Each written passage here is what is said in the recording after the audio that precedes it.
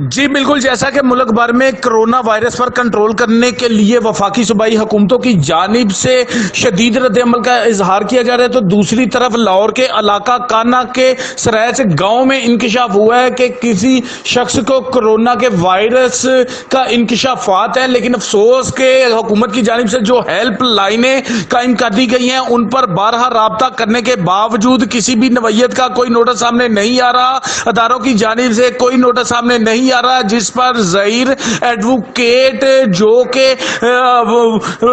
وہ بارہا کالیں کرتے رہے، لیکن افسوس کہ کسی نے نہ بات سنی، کوئی بھی ٹیم وہاں پر نہیں پہنچ سکی۔ کرونا کا وائرس اگر کانا کے علاقہ میں یہ پھیل گیا تو 84 ولیجز ہیں جو کہ متاثر ہونے کا اندیشہ ہے، لیکن افسوس کہ حکومت کی جانب سے جو ہیلپ لائنیں ہیں وہاں پہ رابطہ کرنے کے باوجود یکے بعد دیگرے نمبر دیتے رہے، لیکن افسوس کہ کوئی عملی اقدامات نہیں ہو سکا، جس پر بات کرنے کے لیے اس ٹائم میں ہم نے رابطہ کیا ہے ظہیر ایڈوکیٹ سے۔ ظہیر ایڈوکیٹ صاحب سے ہم نے رابطہ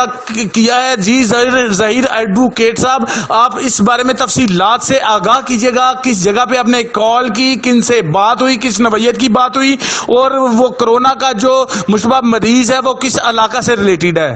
جی بسم اللہ الرحمن الرحیم۔ میں احسان ظہیر ایڈوکیٹ بات کر رہا ہوں کانے سے۔ بات یہ ہے کہ میرا گوالا بھی دودھ لے کر آیا ہے، اس کا گاؤں ہے سریچ کانے کے مضافاتی ایریے میں، تو وہاں پر اس کے گاؤں میں کوئٹہ سے ایک فیملی آئی ہے رات 1 بجے،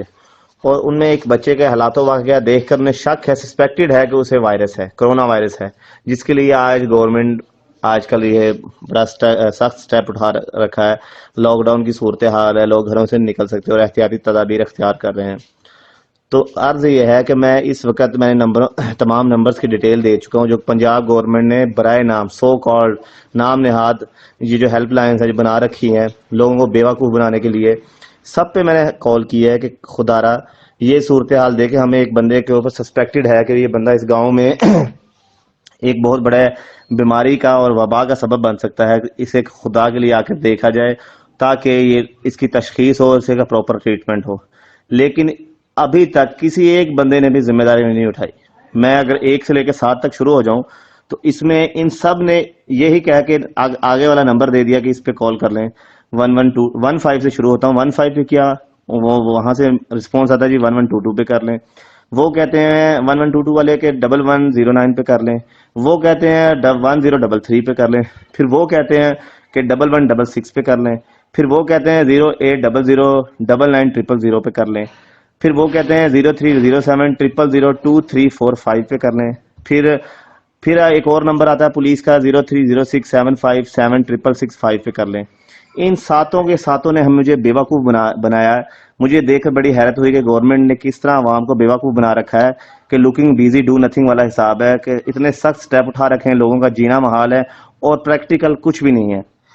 سرائچ گاؤں میں غلام نبی نمبردار کے ڈیرے کے پاس یہ جو پٹھان ہے، یہ گاؤں والے جو سلامت میرا دودھ والا ہے، ابھی دودھ دے کے گیا ہے سلامت جٹ، اس کا نمبر بھی میں کہیں گے تو شیئر کر دوں گا،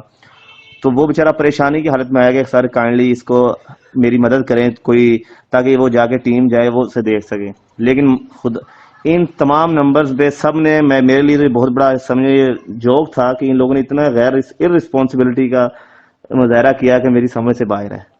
تو ارباب اختیار سے گزارش ہے کہ اس طرح ہی اگر کرنا ہے تو یہ ٹوپی ڈرامہ رچا رکھا ہے، اسے بند کیا جائے، لوگوں کو یہ لاک ڈاؤن ختم کیا جائے تاکہ لوگ آرام سے رہیں۔